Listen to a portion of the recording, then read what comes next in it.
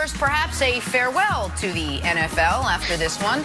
Allen tossing 2 touchdowns, adding 1 more on the ground as Buffalo holds off a late comeback attempt for their first playoff win in 25 years. Mike Vick back with us now. Mike, did Josh Allen and the Bills win this game, or did Indy lose it? Josh Allen and the Bills, they won this game. I feel like Josh took another step in the right direction in terms of his career and what he presents for the Buffalo Bills as their quarterback. But for the Indianapolis Colts, you got to give them a lot of credit, and Phillip Rivers. I thought the game could have been way worse than what it was. They kept it close. It was a clean game, no mistakes, no penalties. I think it was maybe 4 penalties total in the entire game, 2 on each side.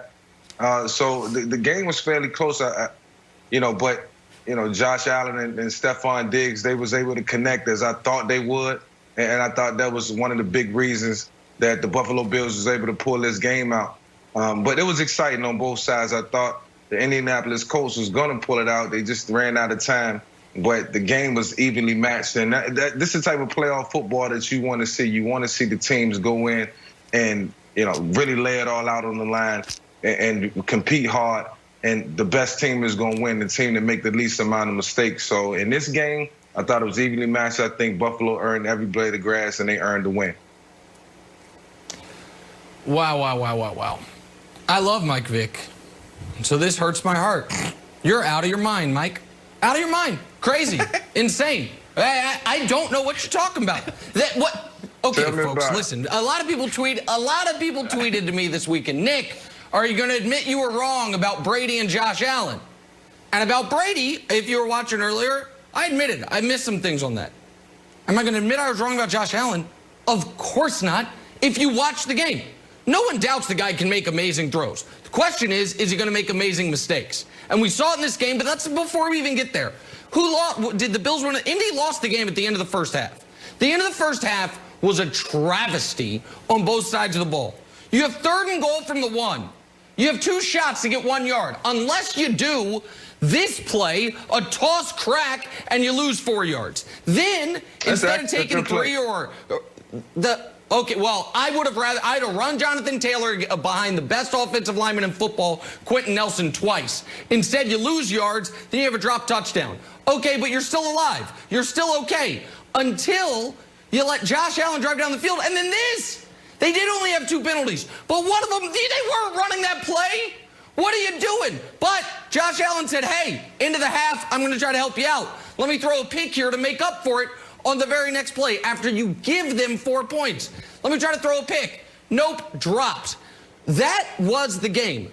Despite all of that, and then the Colts kicker missed another. I told you about the rookie kickers. Colts kicker missed a 30-yarder. Bills rookie makes a 54-yarder. Despite all of that, the Colts are right there. Why? Because of this Josh Allen play, and this should have been the play of the game.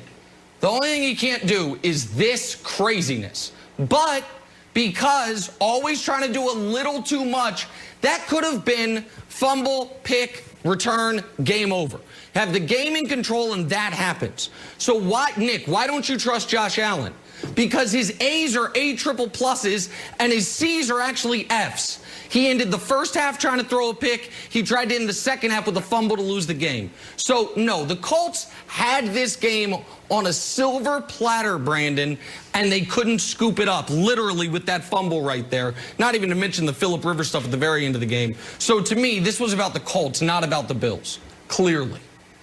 I 100% disagree with you. This is football. At the end of the day, right now you're reaching on this Josh Allen thing.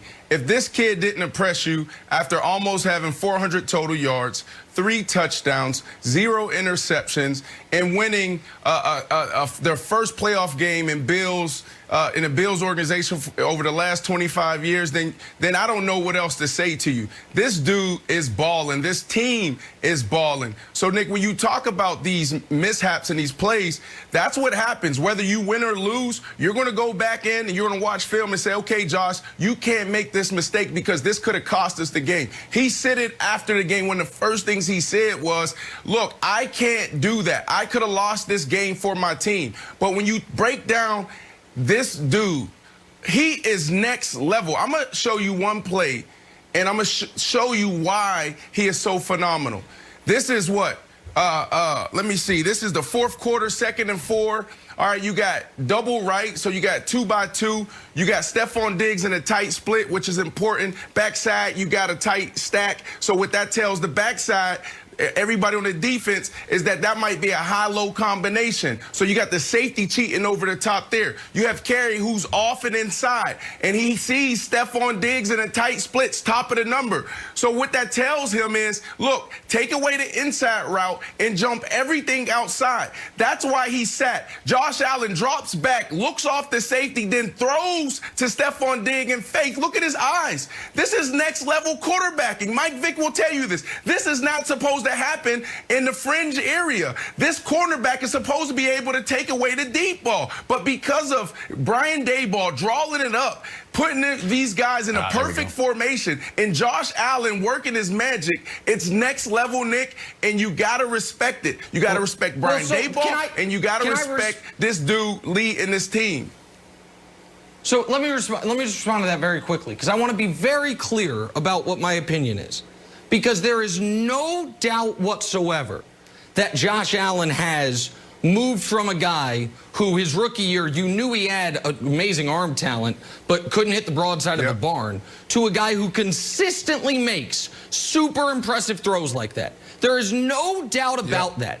You can watch a Bills game, and 3 times over the game you can have a wow moment, and that was one of them. I think that was to go up 14 points. So I am not denying that his upside continues to be massive, but I also think you have to admit, watching this game, there's a lot of heart in your throat moments. Even the first touchdown, the little Tebow push, it worked. But that is disaster waiting to happen. The pick at the end of the first half, how is that disaster waiting to happen? He was wide open.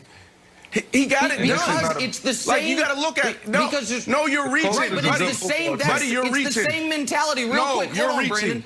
The mentality that had him keep that play going, that ended up turning into a touchdown, is the exact same mentality that led to him try to keep the play going when all you have to do is not take a sack, and he fumbles the ball in the fourth quarter up 3, pardon me. Like that's what scares me. But you're reaching, Nick. And I understand that. I understand that. But then we have to have the same. But then we have to have the same conversation with Mahomes. You go to the Miami Dolphins game, Patrick Mahomes. He could have threw 4 interceptions, but it was bouncing off the defensive back's face mask. Then I'll take it. Then. Yeah, if Josh Allen wins the Super Bowl, no, it has nothing to do with the Super Bowl. It has nothing to do with the Super Bowl. It has everything to do with the player, right, Mike? Like, players make mistakes. Players make mistakes. Josh Allen made a mistake. Let's not forget this. The Indianapolis Colts defense is a good defense. First Things First is sponsored by Ram Trucks, built to serve. Back here on First Things First.